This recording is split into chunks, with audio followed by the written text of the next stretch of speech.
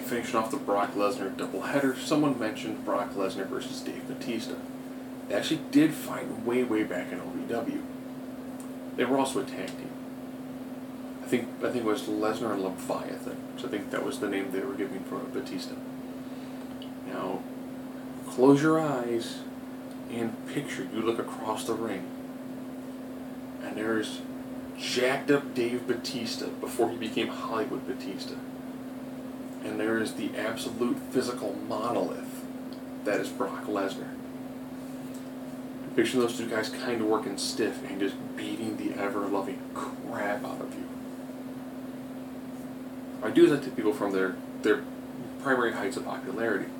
Let's be honest, when Dave first broke off, from Dave's turn in Evolution to breaking off Evolution and feud with Triple H, that was his absolute height, including his matches with John Cena. Then he lost to John Cena and Duct Tape. So I'm cutting out like Hollywood Dave and his recent return. Lesnar, of course, I'm taking from his most recent run, where he is ridiculously over with the crowd. He is at his absolute height of popularity right now. A little side note, of course. Certain people still enjoy Lesnar. They like the fact that he's a special attraction. They wish he would do more, but they get it. Big money contract, small amount of dates. He is a special attraction. You know, they see ratings bump. They know that pay-per-views will sell more when Lesnar's on them. And fans are kind of okay. Batista comes back, wins the Royal Rumble, main events WrestleMania. The majority of fans are kind of pissed. Even though, let's be honest, Dave, from the time he came back to when he finally quit again, worked a tremendous amount of Raws, SmackDowns, main events, pay-per-views. I think in that period of time, he entirely eclipsed everything Lesnar has done since he signed his last contract, including appearances, matches. Just he's done, I think, almost. In some ways, almost close to like 10 times as many things as Lesnar has done. But I'm getting off track.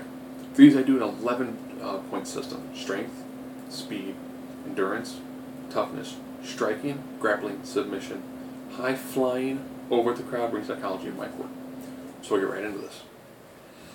Batista at that point in time, Lesnar. Lesnar right now. Who takes it in strength? I'm sorry, if you look at Lesnar right now, he is over 300 pounds. He is an absolute mastodon.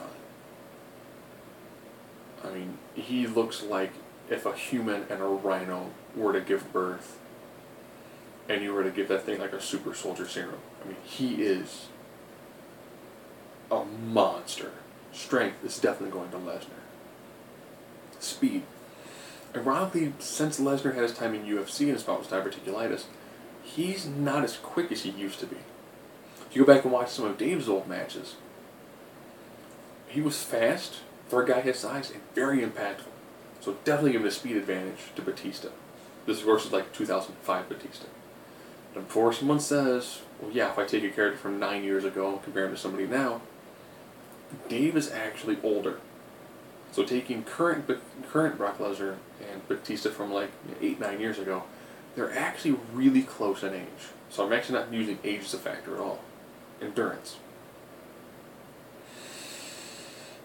Batista had a lot longer matches than what we're currently seeing with Lesnar, and you can tell in Lesnar matches now he seems to gas out a little bit. So endurance is definitely going to Batista during his first main event run. Toughness. You know, Batista was big in the time when there was a lot more hardcore, so there was a lot more blood. Sure, Lesnar's had some really vicious matches. He hasn't had anywhere near as many vicious matches as we've seen from Dave during that time frame. I mean, that was a time when, you know, matches had blood. Matches were violent. Yeah. More so than they are now. Striking. You've got a former UFC champion. Grappling. You've got a former UFC champion. If these two guys would have tried to work any sort of grappling, I'm talking this is your suplex, this is your slams, this is your belly-to-bellies, this is your released Germans.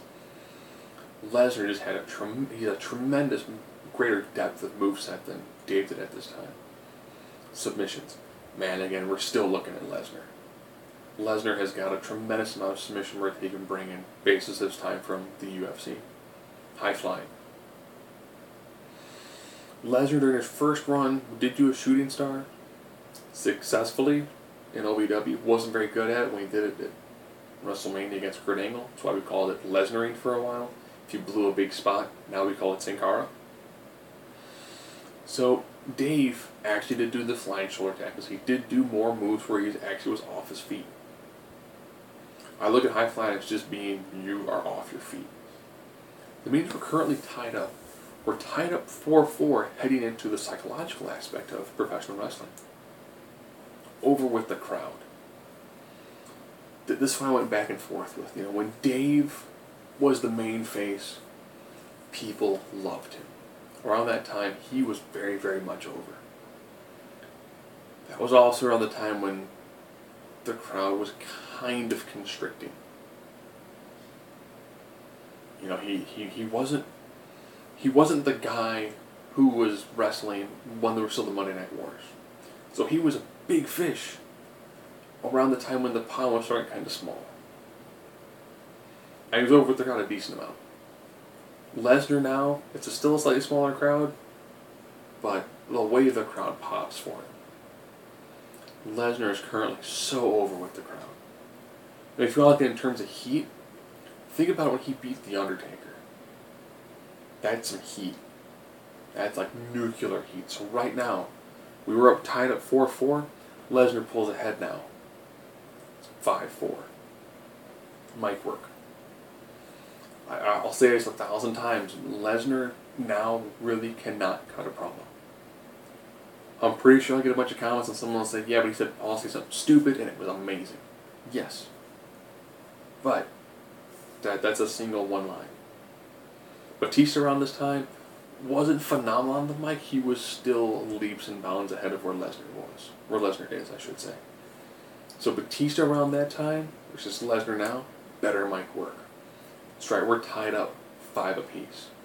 In main event Batista, who main evented shortly after Lesnar left, versus the current today Brock Lesnar.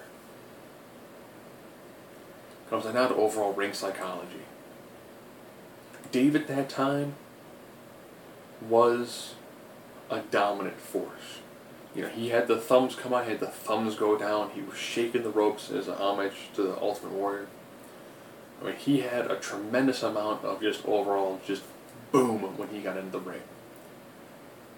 Remember when he was walking backstage and he had a nice suit coat on, so taking it off, and then took a lead pipe and started smashing car windows? I mean, that's an intimidating presence. However, he is currently looking across the ring at a former UFC World Heavyweight Champion. At a guy who at this point in time has broken the Undertaker's streak. He's looking across the ring at probably one of the most physically intimidating individuals to have ever existed on this planet. In Brock Lesnar. British people probably say Alistair Overeem, but there's an asterisk next to that name for all eternity now. Brock Lesnar in the world of professional wrestling is probably one of the most intimidating individuals. Big show. Yeah, big dude. Big, scary looking guy. You look across the ring at Lesnar with his size, like triple XL fists. So he's got fists like frying pans. Big, huge, hurting guy who can legitimately beat the daylights out of you and all your friends at the same time. So ring psychology, that's Lesnar. If you're going to take old Dave, when people love Dave, and take him against current Brock Lesnar, that match would have been fantastic. They didn't mention they're going to do Batista Lesnar now. I think that match wouldn't have been as good. Dave was significantly smaller, significantly older. The tools that he would need to bring to the match have atrophied, as opposed to the way Brock Lesnar is right now. So if you took main event Dave, current Brock Lesnar, Lesnar's going to come out on top. It's going to be violent, it's going to be brutal, it's going to be vicious. Like the end of the match. Beaten, bloodied, Lesnar gets his hand raised.